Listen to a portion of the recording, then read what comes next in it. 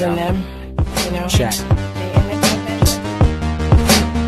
Keep it alive through these lines I write. I keep it live cause I thrive. I might just blow your mind tonight. I'm so hyped, but it's no hype. From this height, it's direct hits on sight.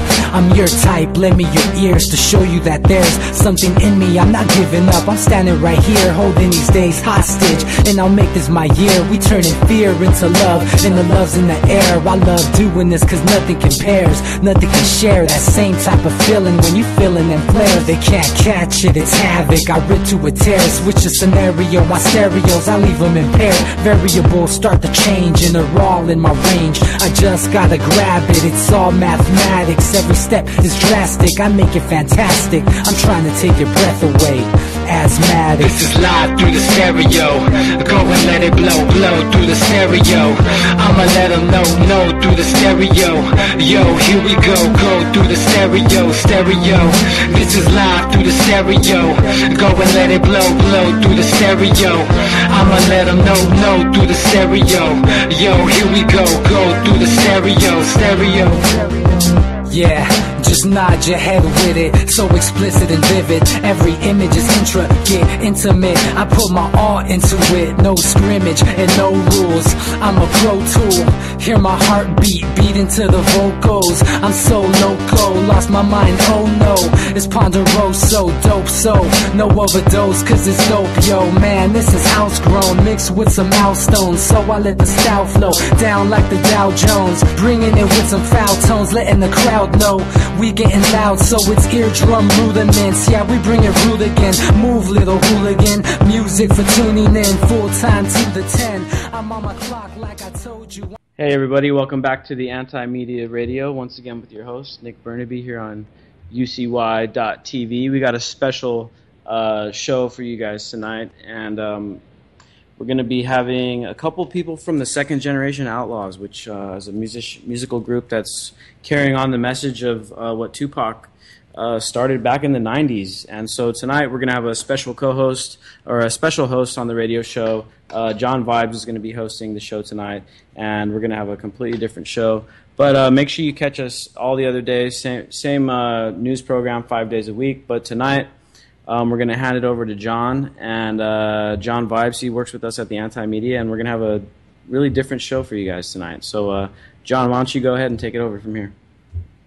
All right, absolutely, and I definitely want to thank you guys for allowing this to happen. Since you guys got the platform built, I figured that this would be a great place for it. Also because, you know, hip-hop, and especially Tupac, is you know, a big part of the AntiMedia. It's even on our, you know, we got his face on our T-shirts and stuff like that, too. So I thought it would be kind of fitting.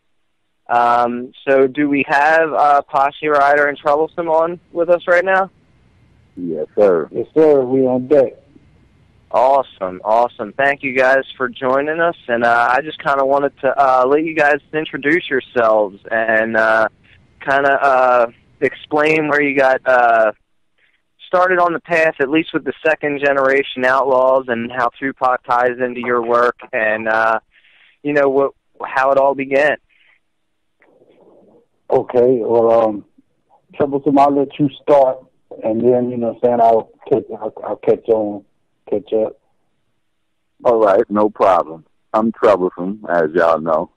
How y'all doing? But it basically started young. I was young, man, like around them. When I was real young, basically born in it, As a teenager, I'd say about 13, 14, about 12, when Me Against the World came out, that's when I really started grasping on what he was doing, with being around the Outlaws and whatnot. They used to babysit me. That's family. I'm the cousin of Idi Amin, what I'm saying? That's family, basically. Pac is family. So I've been around them since I was young, Fast forward to when I was about 13, 14, I started rapping, doing my thing. Fast forward on when I was 16, back, I say, when All Eyes on Me came out, me and Fetchua had a conversation. She asked me if I rap, and I said, yeah, I rap for her right there, and she gave me the name Troublesome. And I ran with it since then, Wow. That's wild. Yeah.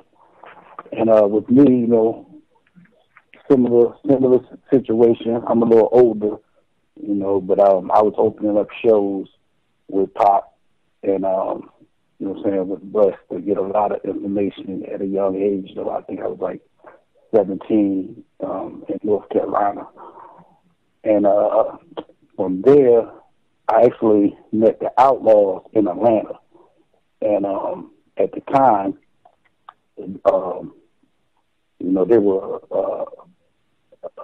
releasing the album. I think the album was called Outlaw for Life.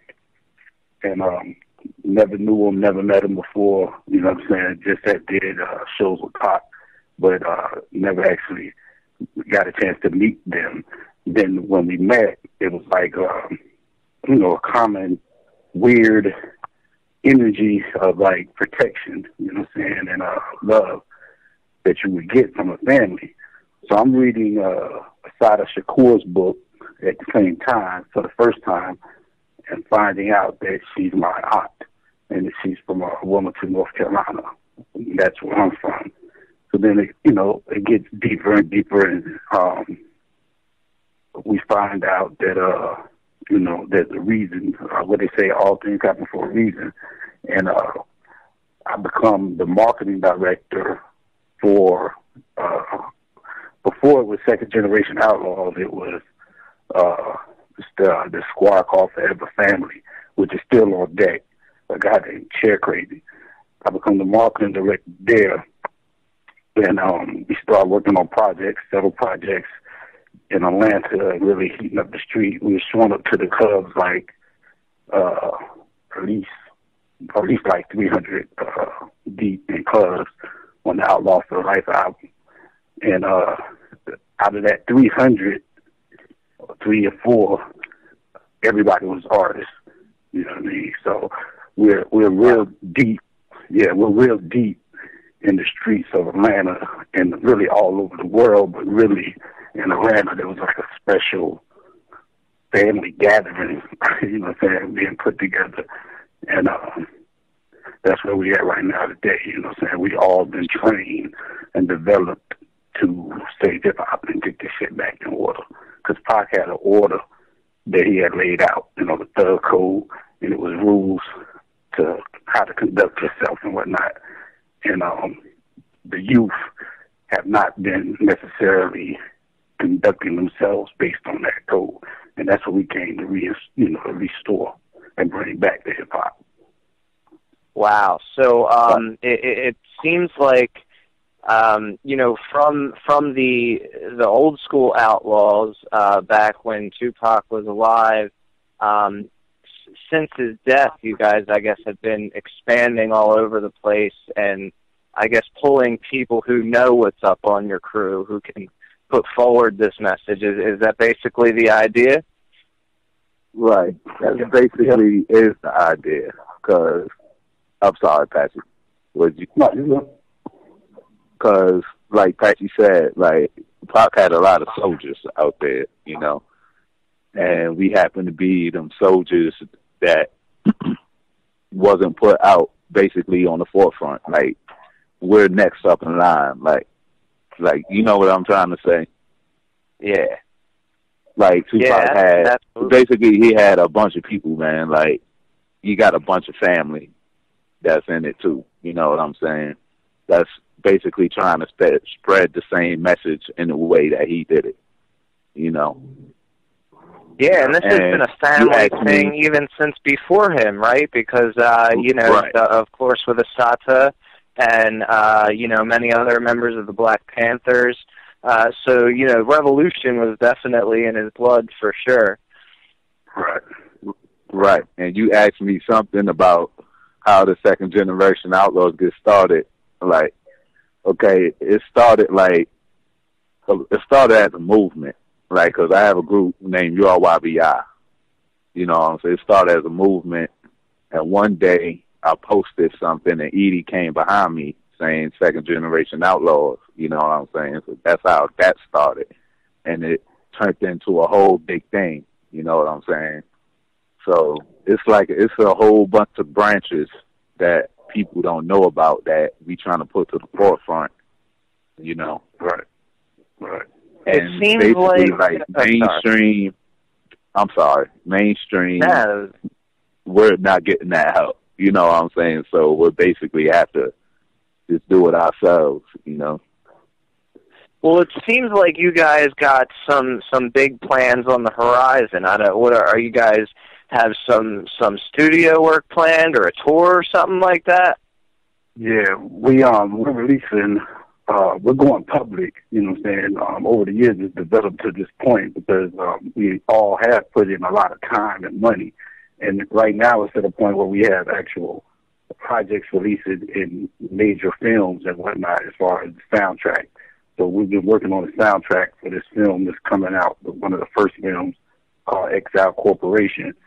And we hit the studio up with Tommy D, Edie, new artist named X-Con and Pistola. And we was blessed to work with God Bless the Dead. We was blessed to work with Fatal right before that he transformed. And you know what I'm saying, all of that has been going on within the last few months. So when we release this press release, we're using this interview to create an article to also do 2 more interviews with thetruthabouttupac.com and then release a press release with the tour dates because we're about to hit the streets up, you know what I'm saying, and mob out. And that's awesome. Yeah. That's very exciting news, especially for the kind of the state that hip hop is in these days. It's a very interesting time because all the mainstream stuff is just such garbage, but there's all this real raw stuff in the underground where people really are getting involved with what's going on in the streets with the police issues and the government issues and the war and all this. You know, it's all coming into the underground music. And from what I understand is your guys' work is going to be filled with, those kind of messages. Would that be correct? Yeah, that's definitely correct. You know, that's the main way we know how to bring it. We was trained by Machiavelli, you know what I'm saying? Right. And that's all we know, you know, is to bring it that way. Right. And as well as Edie and Noble, Castro, you know what I mean, Fatal. Right. You know what I'm saying? Just to be able to even be around them cats, you have to be knowing what time it is. And the time it's like for unity, you know what I'm saying? And to stop with the coonery and all the bullshit. You know what I mean? It's like, okay, the bullshit just has gotten out of hand and out of control to where nobody's stepping in. But who, you know, for a while we sat back like, damn, somebody need to step in and do something. And during the time frame, we like, shit, ain't nobody, who else better than us? You know what I mean? To step in, and was trained by Don and bring this shit to where it needs to be. You know what I mean? Right. Now, don't get me wrong. Like Pac used to say this too. Like, you don't have to be 100% talking revolutionary all the time. Like, the people, you know, let's be real. Let's be real. People want to party too. You know what I'm saying? People want to hear some happy shit too. Now, you don't want to be depressed all the. Not saying that it's depressing, but. Yeah, you know, 100%. People want to have fun sometimes. You know what I'm saying? You are going to hear some tracks where we're going to be having fun, but 85% of the time, it's going to be on some real shit. Really 100% of the time, because it's really life. You know what I'm saying? And life ain't filled with just, you know, life got some happiness to it, too. We just giving you that raw, realness of it. You know what I'm saying? It ain't always peaches and cream. It ain't always popping bottles. It ain't always models. You know what I'm saying? Yeah, 100%, and respect to that, because that is another thing with revolutionary artists too, and I love them. But I consider myself a revolutionary artist, but you can get trapped in that if you don't have fun and you don't lay back and chill every now and then. So I definitely totally understand that one. Right, because even pop parties here and there, you know what I'm saying? How do you want it? You know what I'm saying? Live and die in L.A., you know what I mean? Give you tracks based on stuff like that, you know what I mean? Yeah, and as long as it has the feeling there and the realness, then it's a good track. Right. Right, exactly. Even the Black Panthers call themselves a party, you know what I'm saying? Because most real shit happens at a party. You know what I'm saying? People get to know each other, they get to network, smoke weed, talk, you know what I'm saying? And share information, you know what I mean? So that's what I'm loving about the industry right now is as far as, you know, I'm not pressed for mainstream media, even though I got, you know, some tactics to deal with that, but the social media, like what you guys are doing, I salute y'all. You know, I went to y'all website and checked everything out. I was like, damn, I love it when somebody is on it like this, because we're the ones that's actually controlling shit right now, because people don't trust mainstream media. You know what I mean? You know, that's being controlled by a certain group, you know what I'm saying, that you're going to get the same type of shit. But through the social media, you can get clear communication, you know what I'm saying, and you can make a difference. You can make people, you know, have a house party, you know what I'm saying, and at the same time determine, you know what I'm saying, the politics of what we're going to do to get people off the streets, you know what I'm saying, because that's my main focus and my main agenda is like, okay, y'all, damn, I'm in California and it's like a state of homeless emergency.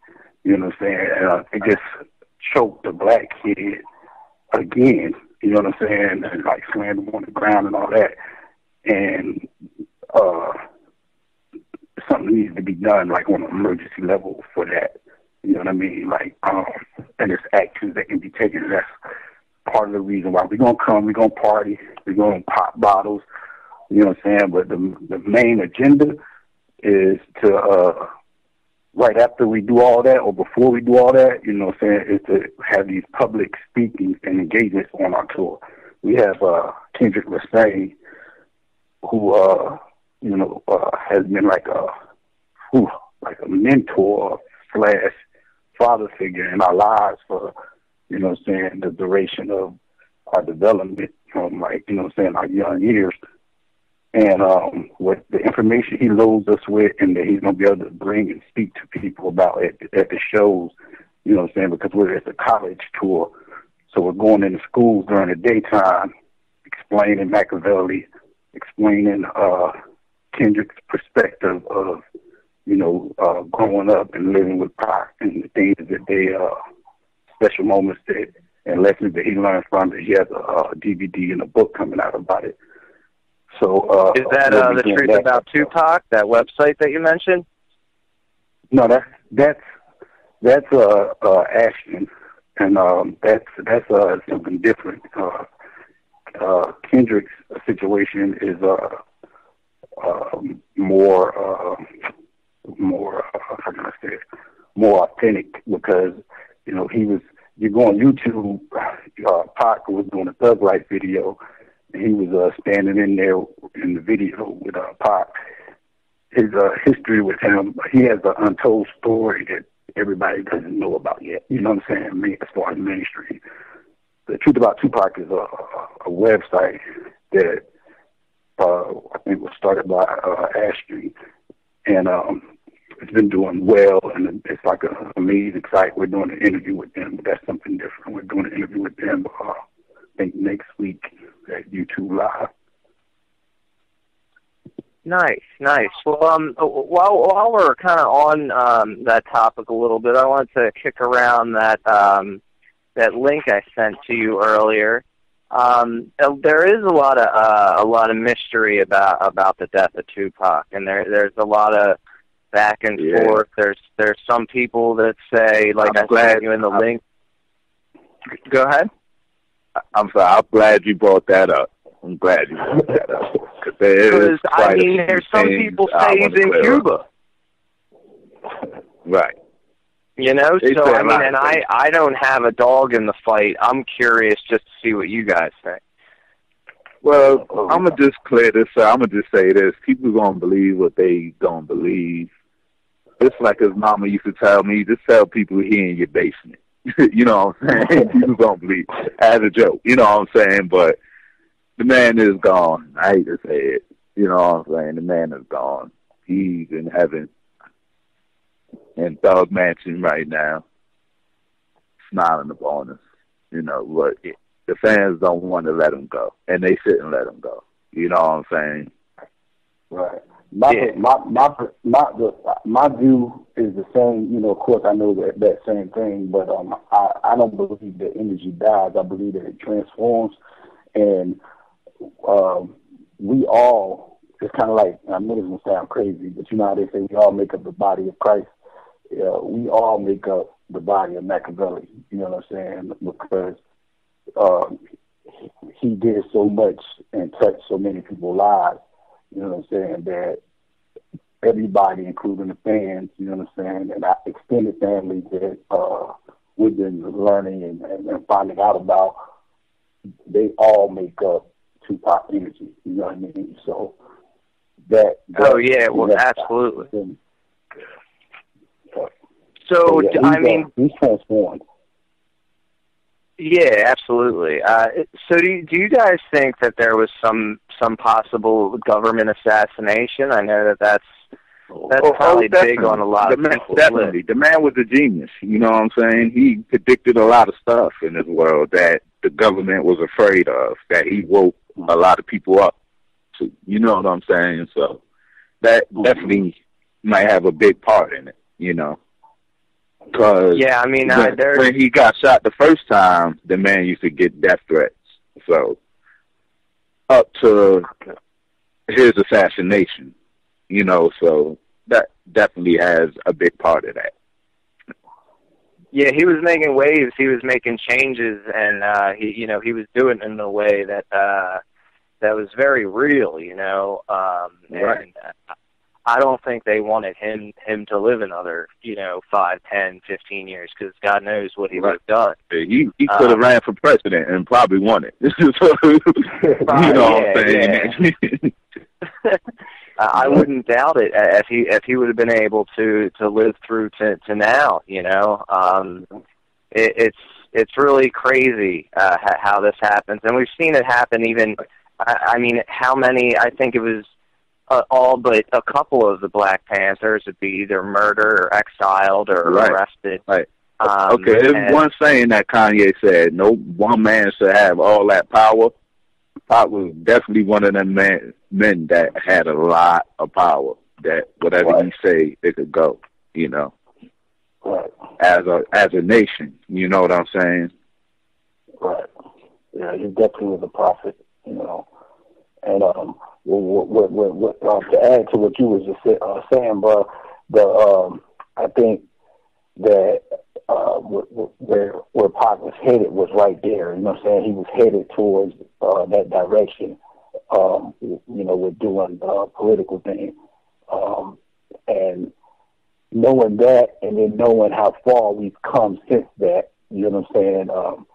Imagine what can be done now. You know what I'm saying? It's just ironically that, you know what I'm saying, he's about to release a movie, and at the same time while he's releasing, I think, the greatest movie in hip-hop. You know what I'm saying? I don't even think it. I know it's going to be the greatest movie in hip-hop just because of that energy. And it's around election time right now. You know what I mean? While all this other things are happening without people operating under thug law. You know what I'm saying? And we're across the globe. You know what I'm saying? The work ethic that Pac had, you can see that same work ethic in all of us, but mainly Noble and Edie.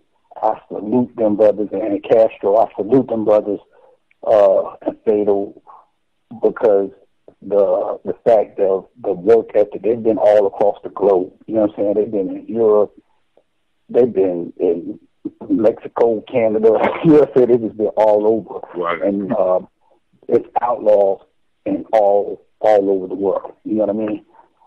And if everybody could really just tap into that frequency, we got to change the frequency. You know what I'm saying? There's a frequency out there that got everybody off, and if we change that frequency, then you'll hear and see what is needed, because it's all been there. It's like scriptures. You know what I'm saying? Noble got a project coming out called Powerful, where he ran an Egyptian pharaoh. You know what I'm saying? He was like a monument. if you just listen to what he's been saying all this time, listen to what Hussein's been saying, listen to what all of us have been saying, you know, Troublesome, what he's about to say. He has a mixtape coming out called Let It Be Known. And, you know, of course, it's deriving from the Let It Be Known, I'm Troublesome. You know what I'm saying? And just wait for that project. And when you gather all the information and put it together, it's the rules of what we need to get out of this bullshit. Because, you know, it's everybody sharing that energy. They pop brought to the table. I know that's not, you know, crazy, I think it's extremely important, man, because, you know, it's definitely an important legacy to carry on.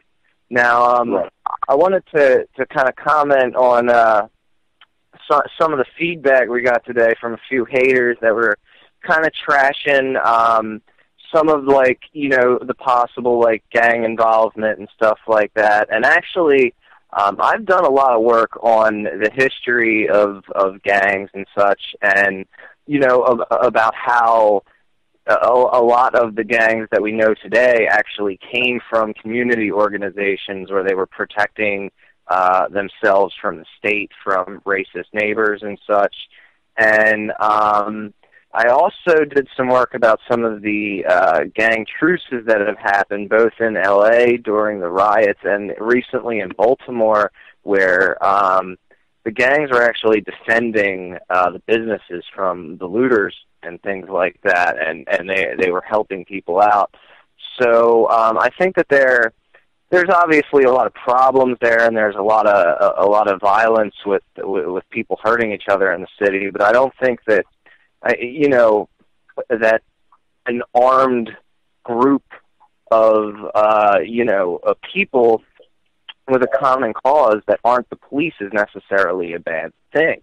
And I think that you know, Tupac felt that way too. I mean, he would tell young men to, you know, arm yourself. And he spoke on that. He actually said that the gangs were going to bump heads at first, but then eventually come to a mutual agreement and understanding. And a gang is nothing at the end of the day. A gang is nothing but a tribe. You understand? It's a tribal thing, just like the Indians or anybody that's in a tribal situation. They're going to be loyal to their tribe. You know what I mean? And that's what it is. And instead of explaining that perspective of it and having an understanding for what it is, most people just look at it as like a negative, instead of looking at it like, hey, no matter what you're thinking about it, because you're not, you know, in that tribe or you're not in that situation, these people are still humans, you know what I mean? So they still, you know, they still matter. So, you know, the Democrats, the Republicans, of course, they gang, you know what I'm saying? They bite each other's head off and do all kind of slick maneuvering, you know what I'm saying, all the way to flying to another country and getting in their business, you know what I'm saying? So, of course, you're going to have that same thing across the planet. Everybody, you know, your family can be a gang, you know what I mean? Like, you know what I'm saying? Yeah, absolutely. You're going to kill somebody if they try to hurt your mom or something. You know what I'm saying? If somebody do something to your sister, you're going to go blow their head off, you know what I'm saying? That's your first, you know, that's your first thought, of course. You know what I mean? But, you know, you want to protect, and I think that's what's been going on recently. I think you've been seeing a unification of all that, because people are realizing that the ones without the money are not the enemy. You know what I mean? The enemy has been I think it's a mental issue, like a mental issue of racism. That's been the issue, you know what I mean, that has been stopping America's growth as far as the economy and stuff. And people are scared to address it and deal with it straight on. They bypass it. You know, they asked Hillary Clinton on the debate, they asked her, you know, do Black Lives Matter or do all lives matter? And she could not form the word Black Lives Matter, period, out her mouth, you know what I mean? And that speaks volumes to, you know, a situation where you're trying to unify while people are being oppressed at the same time, you know what I mean? Yeah, 100%, absolutely. Yeah, it's really it's really interesting, especially what's happening now, because you know, when a lot of the issues that we're talking about today, you know, a lot of the issues that Tupac talked about are now finally actually starting to get, you know, some recognition among the general population. You know, not the politicians, of course, but the general population, it seems, is actually starting to get concerned, you know, about the things that, you know, people like us have been trying for years to spread the word about. And I think that more now than ever is a perfect opportunity to kind of be hitting people with truth any way we possibly can. Yep. And it's going to take the music that, like I said, it's a vibration. Everything is energy related, and everybody deals with the vibration. If you stick your middle finger up, you know what I'm saying, some people show that as a sign of love to each other, you know what I'm saying, but some people take it offensive, you know what I mean, but you can actually, I see my nigga sometimes, fuck you nigga, fuck you, but it's love, you know what I'm saying, and that finger, just the point of it is out of vibration without you saying anything. So with the music, you're saying it, and it's a vibe that if everybody can get that vibe, you know what I'm saying, we can all, you know what I'm saying, get along and get more further with the economics of, because, you know, America's really hurt right now as far as the financial side. Everybody's acting like it's all peaches and cream, but and the music has a lot to do with it. You know what I mean? You can't get the information that you need in order to get through your day, have some instructions. Pop used to give them instructions, you know what I'm saying, like somebody dealing with, damn, my mom on crack. Pop used to give them the instructions on how to deal with it and get through it without killing themselves, you know what I'm saying, and maneuver. And that's what's been missing in the music, you know what I mean, that guy. And if that is put in there, you know what I'm saying, then people start going to the clubs, having house parties, you know what I mean, and being creative and spending money. But when it's like JT said, the music y'all gonna make it a Great Depression.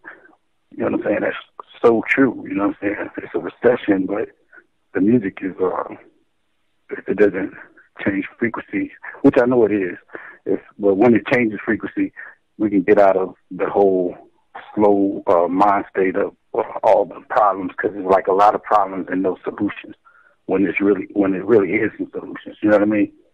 Yeah. It is interesting how music does tend to follow the frequency of whatever kind of vibration that, you know, the people are in the world are on at that time. And yeah, it reminds me one like odd kind of theory that I've had, like looking through a lot of this hip hop stuff was and I'm just going to kind of throw this out there randomly, was that things took like a turn for the worse, in my opinion, after the LA riots. I feel like there was a big silencing campaign after the LA riots on the part of record companies, on the part of TV, trying to shut down hip-hop. Can you guys speak to that?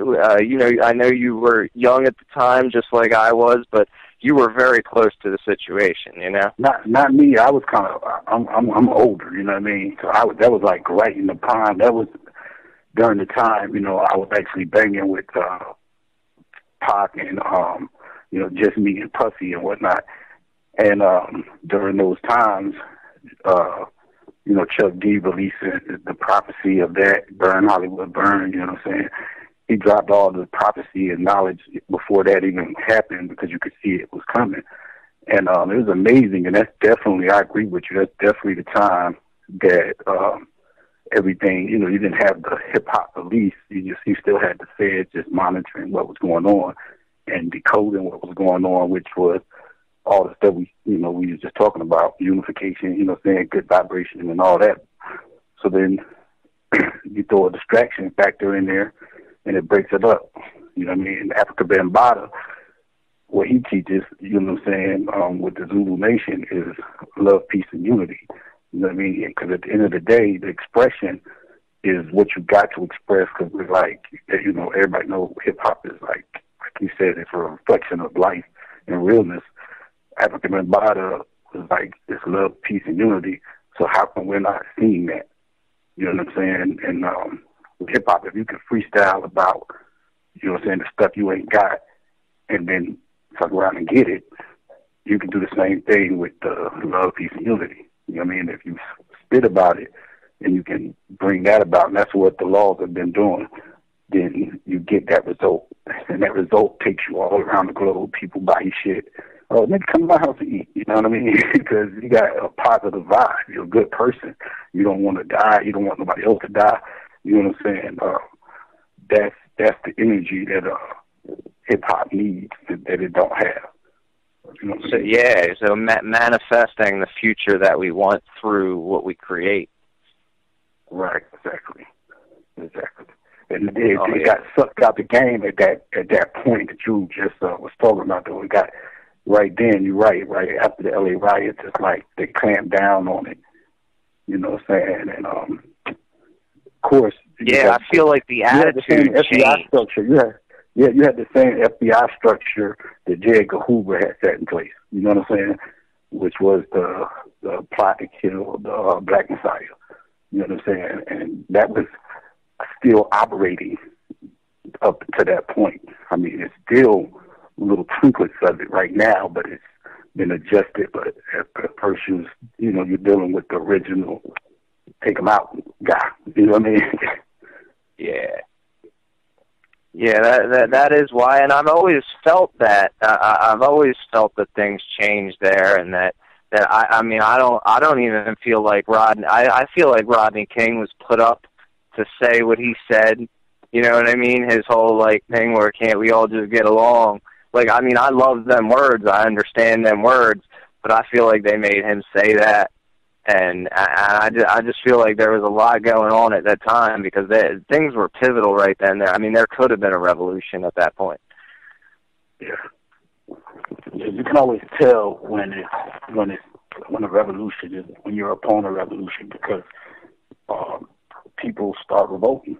You know what I'm saying? Like the police slamming this kid in the ground.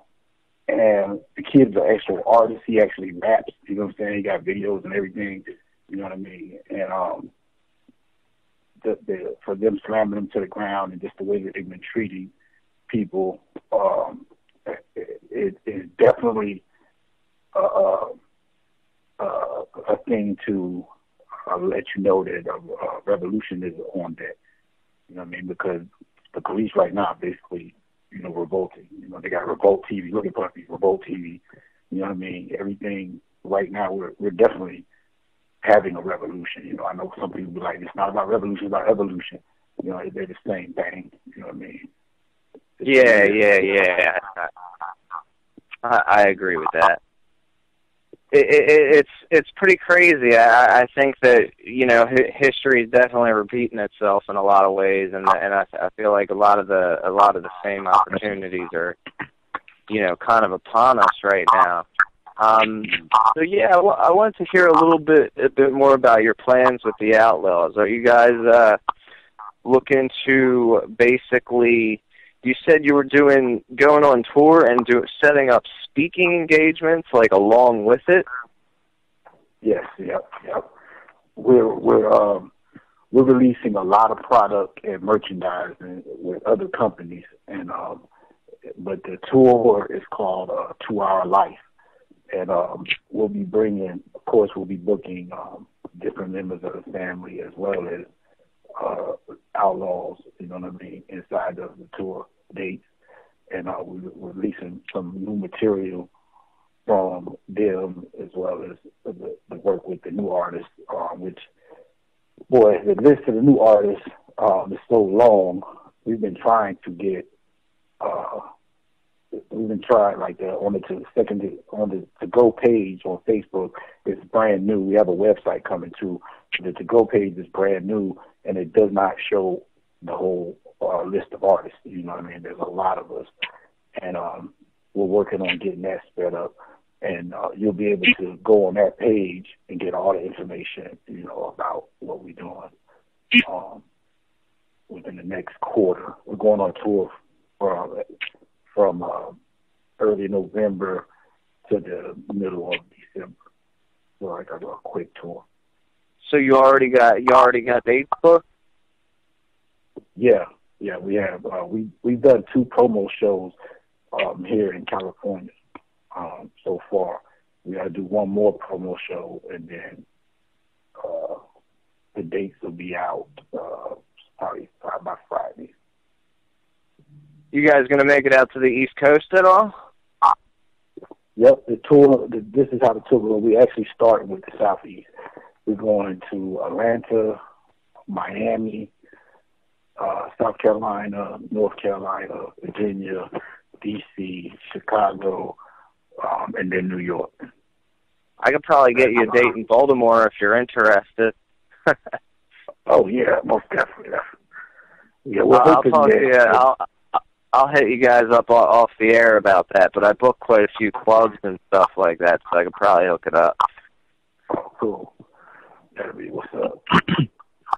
Yeah, that's really exciting, man. So yeah, you guys said there's a lot of you. How many do you estimate are in the crew? Troublesome. We like the Wu-Tang. You know what I'm saying?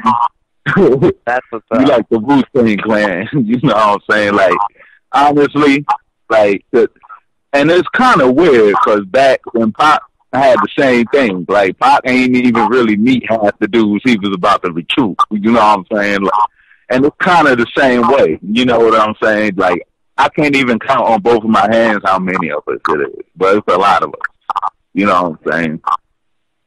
Yeah, and it's a lot. It's a lot of brothers and sisters that have ridiculous amount of knowledge. You know what I mean? And they spit game is vicious.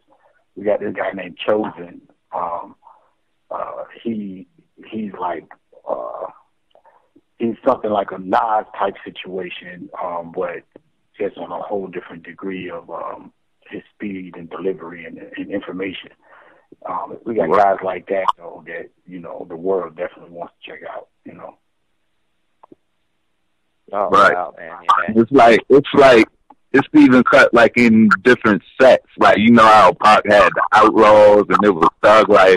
Like, I even have my group, you know what I'm saying? URYBI. That's even the chain part of it, the whole movement. You know what I'm saying? It's, like I said, it's a bunch of us. But we all individuals. You know what I'm saying? Yeah. We all and it's basically the team is there to like help each other out and you know, bring the message forward, bring the music forward, and have people to lean on, essentially. Right. Exactly. URYBI is Troublesome and One Shot Jones, Kentaro Shinigami, and Word James. Shout out to them. You know what I'm saying? That's the squad. We got a lot of footage from the development. I'm talking about we were all in the studio, just to share something that I know some of the Outlaw fans may not know about, you know. But we had a studio in Atlanta, and in the studio, everybody was coming through from like Lil Wayne from the people like him to what's my man's name from Juvenile. Yeah, Little Lloyd, the singer.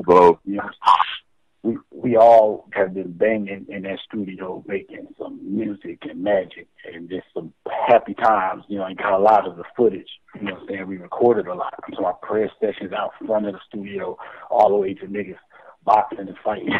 You know, and that is some of the stuff that we released in, you know, saying that this tour.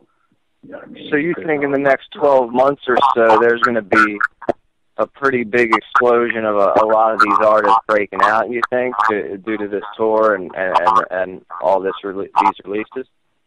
Oh, yeah, most definitely. Yeah. Because like I said, it's been such a big story. The story's been so real, we haven't had the time to tell it all the way because there's so many and so much, but it's been telling itself, you know, and you giving us an outlet. Once again, I salute you and I thank y'all for giving us an outlet because we've been spending some years talking to all hip-hop and all these people, you know, that got major outlets saying, yo, man, look at what we doing, look at what's going on. Can y'all assist a little bit? You know what I'm saying? We'll break some bread. And even if you know, even if we don't want to, we'll break some bread just for everybody. We know it's a business, you know what I mean? And we do have a financial backing situation. I want to throw that out there. I don't want anybody to misinterpret that we've been doing this all this time and haven't generated a strong interest of financial gain, you know what I'm saying? Because we do know it's a business. And just putting it in place with knowing that, putting product placement and everything in place, the market is prepared, and they need desperately what the products and the services and the information and the music that we got to bring, you know, to. Yeah, it seems like you guys have been very carefully planning this kind of reawakening of the squad. Yeah. Yep. Well, nice, man. Do you guys have any other thoughts that you wanted to add? You know, I know we got about probably 10 minutes or so left on our time today. So I just wanted to kind of. I just wanted to give a special shout out to the Hussein Gang. You know what I'm saying? Thug Detainment. That's another movement that's in basically the same, you know what I'm saying? That Fatal's thing he had before he passed away, Thug and Peace to Fatal. One more time, shout out to Thug Detainment. Wow. The whole Thug Detainment family. And you know what I'm saying, I salute them as well, and all the G's out there. There's so many to name, but all the G's out there that's been working with us, you know what I'm saying, and helping us and supporting us in every kind of way.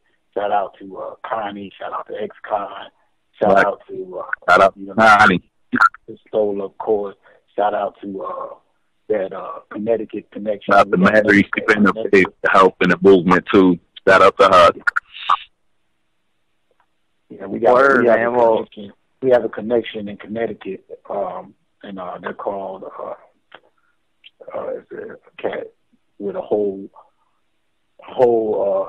record label that he's releasing, but doing it in conjunction with To Go. The name of the mix CD is called Pass the Torch from Cold Hearted Entertainment, and then you have, you know, several more sets that you'll see all Red Entertainment, the Fresh Prince, Rich, Y.O., and B-Tone. I got to shout them all out because they've been, they're going to be on the road with us. You know what I'm saying? And Chi Duchess, she's a Brazilian artist. She's from Brazil, and she's like 21, you know what I'm saying? And she does the dancing and shit and the singing. Oh, wow. Yeah. And she'll be on tour with you? Yeah, as well as Ricky Jackson. Ricky Jackson, she's releasing, she's like starring in that movie I was telling you about, Exile Corporation.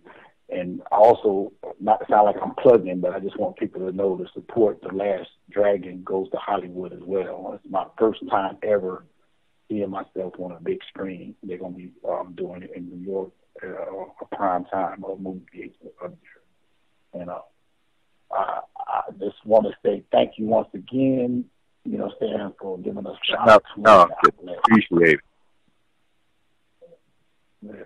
Oh, yeah, much respect, man. Like I said, I'm honored that you guys, you know, sought me out to do this. And like I said, I'm definitely, I'll hit you guys up about scheduling some other dates on that, on the Northeast part of your tour, because I'm definitely connected with some clubs up in Baltimore and Philly, so I might be able to help out on that front. Let me say one more thing.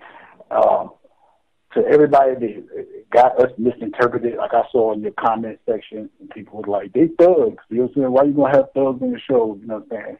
I'm sorry that cat feel that way, you know what I mean? But you know, people can have a clear understanding that thug is not something that, you know what I'm saying, is just out to do negative stuff. They have jokes out there. They have the way of trying to make us appear to be, you know, negative creatures or something, and that's not what it is, you know what I mean? He didn't create like he diagnosed it, as he said, you know what I mean? And it stands for the hate you gave will instant, you know what I'm saying? Hate you give will instant. And that it's a result of the mistreatment that's been going on. You know what I mean? But it's not something like, negative. So that anybody that has a misconception that, that with negative people, they need to, look deeper, into what we really are. Yeah, it's just people trying to survive. Right. Exactly. And not to mention, there's definitely an element of revolutionary in the thug life culture, and yeah, that's what I was talking about earlier. A lot of these haters don't understand the power in music and art, and B, the actual deep history of meaningful change and revolution in both gang culture and hip hop culture as well. So I appreciate that you spoke to that as well. No doubt. No doubt. And it's now I'm gonna do one more thing. So if we got time. Oh yeah, please. What did you want to share, man? I want to give a special thanks to all the fans out there, man. They've been real patient with the whole movement. You know what I'm saying? It's been a lot of ups and downs, a lot of tragic, a lot of deaths, with Fatal that just happened. I just want to give a big thanks and a big shout out to all the fans. And it's a few special ones. Connie, she's been a big help, a big support. Mary, she's been a big support, with the music, with everything, like just posting stuff. I just want to give a special thanks to them people right there. Yeah. They really been on it. You know what I'm saying? Yep. And a lot of people have been supporting, a lot of people have been supporting bread-wise as well. You know what I mean? We're not the only ones putting money up. That's the beautiful thing. Like, our whole operation has been happening by people putting money into it. You know what I mean? We up until this point, we didn't have the industry financing us. So it depends on everybody putting up bread, and everybody put up, that's why everybody. So right. We've been supported by those people. Well, I ain't have enough money for studio time, and I hit up somebody knows, they'll look out. You know what I'm saying? Like, we are human. We all regular people. You know what I'm saying? And now it's at the point to where we do have the financial situation. You know what I'm saying? Like right now, they said don't go to war till you get your money right. You know what I'm saying? We got our money right now. You know what I'm saying? The industry has took notice of what we've been doing, but then some private investors and some new players that have been around for a long time have came back, and we're going to be moving forward with financial backing. So you'll be able to see the reflection of that in the marketing. You know what I mean? So yeah, you guys wanted to come correct to really make the impression strong instead of not coming full force. Yeah. Exactly. Yep. Yep.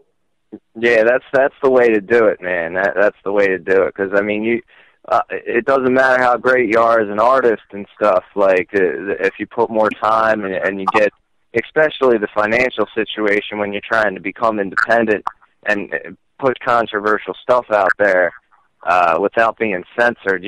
That's extremely important. Right. Yep. Are these tours independent as well? Are you guys basically just booking your own dates and stuff like that?